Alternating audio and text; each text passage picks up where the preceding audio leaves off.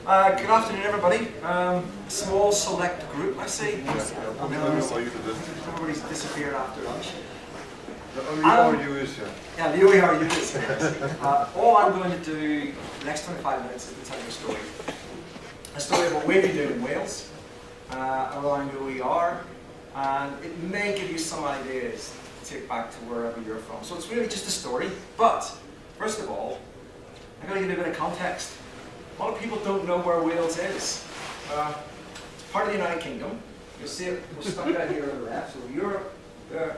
And I'm based in just north of Cardiff, in that little place called Pontypridd. Oh, you see it. Good. Right. Right, don't ask me to speak any Welsh. That's the one that I had. Apart from Borda. Borda Croeso, which is good morning and welcome, but I can't remember what the afternoon one is. It's Prynhonda a Croeso. So that's the extent of my Welsh. So Wales is a small nation. In terms of the US, we're about the size of New Jersey. GDP is about the size of Mexico. We've got quite a small population of 3.1 million, so we're about the same size as Ohio. Now, it's an interesting slide. Does anybody know what this says? No? It's Wales is not part of England. The Welsh are very sensitive about their roots. So I was asked to put this slide in. Like, Wales is not part of England. And they wanted me to reinforce that. However, Wales does have a devolved administration. So it's like Scotland. It can make some of its own laws, and in particular, it's got discretion to make laws around education and health. And education is the area we're hoping to influence government policy. So this is the image of the Senate in the centre of Cardiff, which is the Cardiff Parliament. And it's been going about 10 years now. Some of the laws that are coming out of it may not make an awful lot of sense. And sometimes they do things just to be different, without necessarily thinking through the rationale for it. But overall, I actually think they're doing a good job. Now, the first quiz of today. These are all people that have got Welsh roots. Can you name them? Top left. Who's the top left? Sherry Bassey, yes. You almost got it. Or in the middle, top middle, Bertrand Russell won the Nobel Prize for Literature in 1950, born in Monmouthshire. Top right, Catherine Zeta-Jones, famous essentially for being married to Michael Douglas, even though she won an Oscar. Bottom left, anybody get bottom left? No? Some of the techie guys, I'm surprised people from JISC haven't got this one. Turing? Donald Watt Davis. He's the inventor of packet switching, which has allowed the internet to flourish. He's Welsh. Bottom middle, any sports fans? Gareth Bale, the most expensive soccer player, as you would say in the US here. 100 million euros he was sold for a couple of months ago. Went to school about a quarter of a mile from where I live. And the last one, Henry Morton Stanley, the explorer, famously said to Dr. Livingstone, Dr. Livingstone, I presume. So they're Welsh connections. A little bit of background then about how higher education is organised in Wales. We have 8 universities, and you can see the population, the student population, is quite small relative to the US.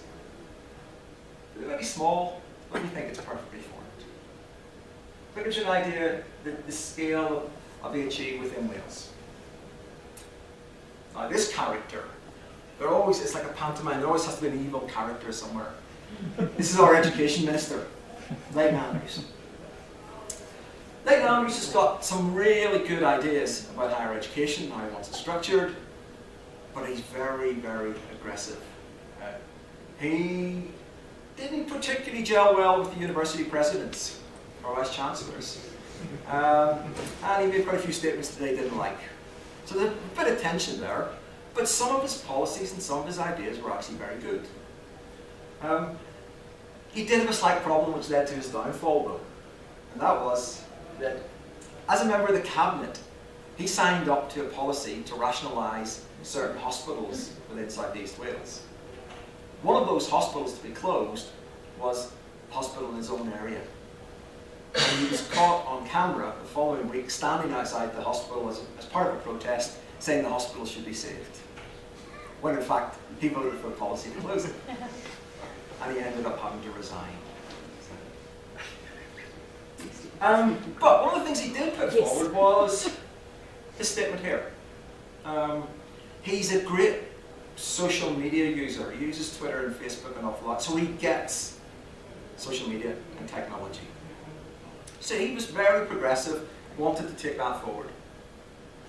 Wales itself, in terms of HE, does have quite a long experience of working in e-learning and technology. There's some examples there. You'll see some of the just building capacity programs. WETLA on the right, which is about e-learning across universities. The Future Learn down in the bottom right-hand corner, Cardiff University are involved in it. eCollege Wales, the bottom left, was a £15 million project from our university that was funded by the European government, which was ahead of its time by about 5 years. And then iTunes U. A few of the universities are heavily involved in iTunes U. Now, overseeing all of that, we've got Higher Education Wales. It's the representative body for all the universities. And they act as advocates for the system with Welsh Government. And this is a selection of the universities that have gone across Wales. Now, the minister, Leighton Andrews, decided to set up an online digital working group. He said, things aren't moving fast enough. I want digital online learning, I want e-learning, I want distance learning, I want everything like that. But the sector thought slightly differently. They still wanted it, but the sector thought it needed to come from the sector, not top-down from government. So what happened was, through the Higher Education Wales grouping, and in particular, the advisory group that you see at the top, the Learning and Teaching Advisory Group, it's basically a group of vice presidents for teaching and learning. They all came together and they decided to do something slightly differently. So what we did was we set up this advisory group, and I chair that advisory group on behalf of the sector. And we put our heads together and we thought, okay, how do we take this forward? And how do we do things without it being done onto us? Because as you know, in HE, we all hate having things done to us. So we thought, how can we do it in our own way, and how can we influence government? So what came out of this group was the idea around open educational resources and OEP. We had looked at what was happening in New Zealand, and we were quite impressed what was happening there, particularly at the policy level. And we got together and we thought, okay, this is something, because Wales is quite small, we can work together to actually develop and influence policy. Now, what we had to do then was we had to persuade the vice-chancellors. Now, if you've ever been in a room where you have a meeting of 8 or 9 vice-chancellors, it's unbelievable. You cannot get agreement between the vice-chancellors and the presidents. They just won't agree on anything. Because, in a lot of instances, the universities are competing against each other. And it's very difficult to get them to agree. Therefore, what we thought we would do is, let's just do it at one level below. And let's talk to the vice presidents, who are, in most cases, more sensible than the presidents. So, we all got together, and we decided that we needed a project that would show that Wales, as a sector, could actually do something and do something different. And we came up with the idea of the OER and working towards an OER nation. Because one of the things that the Welsh Government are particularly keen on is the idea, the whole thrust of the Welsh Government, which is a Labour government, is about a buoyant economy and social justice. So it's all about widening participation, widening access to education. So what we were proposing resonated with the Welsh Government. So they liked the idea of open educational practice. So we started working on that, but we needed to spend a bit of time putting in place the foundations. And you'll see from along the bottom, we've got these various groups. The bottom left, we've got Higher Education Wales, which is that representative body. We've got HEFCU, which is the Higher Education Funding Council for Wales. It's where a lot of the university funding comes from. So they're the buffer between the Welsh Government and the universities. The Welsh Government give the money to the council, and then the council distribute the money based on what government policy is and what they want to do. So they're a key player in it, and we have to influence Higher Education Funding Council. Then there was this group of vice-chancellors that were all happily talking about research, lots of other things, and had no idea about open educational resources. In fact, I was at a meeting of 22 vice-chancellors and presidents in London 2 weeks ago. And one of the vice-chancellors there, who is media savvy, talked about building courses around the hashtag. And you could see a complete blank wall on all the faces of the vice-chancellors. They hadn't a clue what he was talking about. So we had to start influencing the vice-chancellors and say why we should be doing this, why it's important, how it meets government policy, and how it can help position and brand Welsh HE in the world. Because we realised, because we're such a small nation, we have to get out. We have to get no one outside Wales from what we do. So we started working on OER, and we thought, well, actually, that's not enough. We need more than that. We want this to be at a much higher level. We want this to be at government level. So I spent about 7 months trying to persuade the vice-chancellors that this was the right thing to do. We should be doing this, that it meets that agenda of social justice, and it's just what we should be doing. Now, some were more resistant than others, but the way we got around it was to use the vice presidents and pro-vice chancellors through that group on the bottom right-hand corner. So that was the group that actually started to pull things together, started to manipulate things. So we were able to go back through that group to the vice chancellors that were being difficult. And we basically took it one by one, over a period of months. We got them on board one by one, to the point where this happened. We got Colin Reardon, who is the Vice Chancellor of the University of Cardiff, it's the biggest university in Wales, to get all of the Vice Chancellors to sign up to the Wales Open Education Declaration of Intent. So what we did was we took the Paris Declaration and we adjusted it slightly for our own setting. And what we did, which was slightly different, was to get them on board, we said it was a declaration of intent. We said we're going to work towards this. We're not expecting you to deliver this very, very quickly or all in one go, because that frightened the hell out of them. So we thought, no, let's make it a declaration of intent. Let's say we're starting on the journey and we want you on board as part of that journey. And we managed to get all of them to sign up to that declaration of intent. So that's one aspect of it. The next aspect of it is Welsh Government itself. So we've actually stolen a march on the government. We've said, we're going to do this. This is what we're going to do. Now what we're starting to do is to lobby government and say, well, actually, we should be changing policies to support this.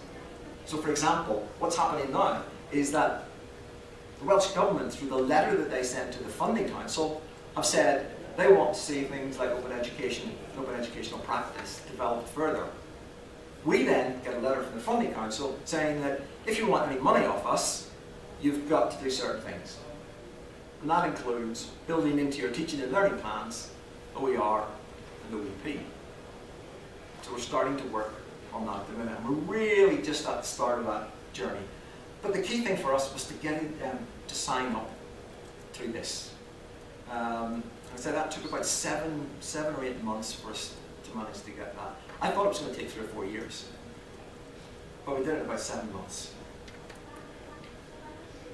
So, what are we going to do now? Now that we've done that, we've said, okay, we're going to be an OER and OEP nation. how the hell are we going to manage that? It may be small, but it's still difficult. So, what we said was, to the council, give us some money. Give us some money to get it started. So they gave us about $250,000. So they gave us $250,000. And what we decided to do, first of all, is to try and develop a showcase portal of what we already have in Wales. So what's good across the universities, to try and get it outside of Wales, to let people see.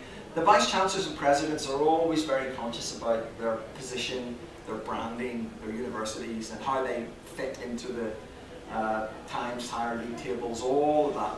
So when we talk about branding and positioning, they understand that, and they see that as a good way of branding and positioning, helping to position Welsh HE. What we're also going to do is develop a series of workshops focusing more on the educational practice element. And it's picking up something that Rory said yesterday. There's already enough OER out there. What we're not very good at is using it. So what we're going to do is to focus on the practice element, because we think that if you focus on the practice element, people who start practicing it will eventually start to produce their own. But we actually think it's more difficult for them to try to say to them, produce your own educational resources first. So we're trying to say, look, use what's out there. This is what's there. So we're putting in place a series of workshops, and we're going to develop our own MOOC, a short MOOC. It's only 6 weeks long, which we're going to launch next August, September. What's different in our MOOC, relative to everybody else, is that this is one that's been developed by all the universities together.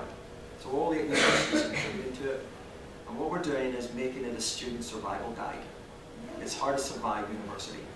How do you survive the first couple of weeks? How do you survive loneliness? How do you survive settling in? How do you survive those first assignments? And it's going to be led by students. So we're having students contributing to it, and students are going to lead it.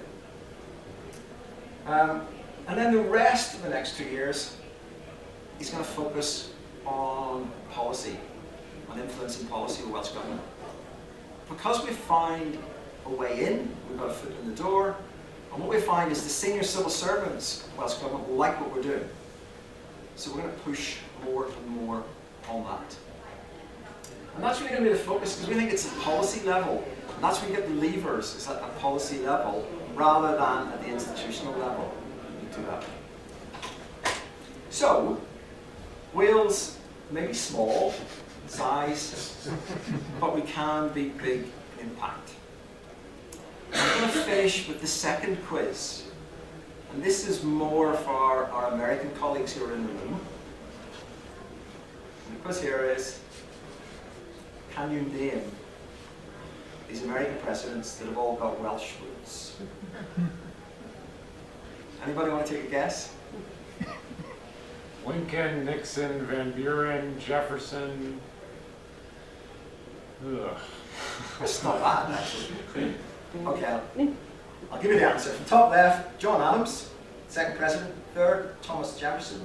John Quincy Adams. William Henry Harrison. Obviously Lincoln. James Garfield. Benjamin Harrison. Calvin Coolidge. Richard Nixon. And the bottom right one is Jefferson Davis. And why is Jefferson Davis different? Veteran. I think that was it. He's the only Confederate president, as far as I know. I'll finish there. Okay, thank you very much.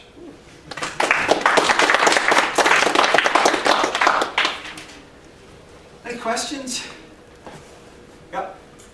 Is there a hierarchy among the institutions in Wales in terms of access?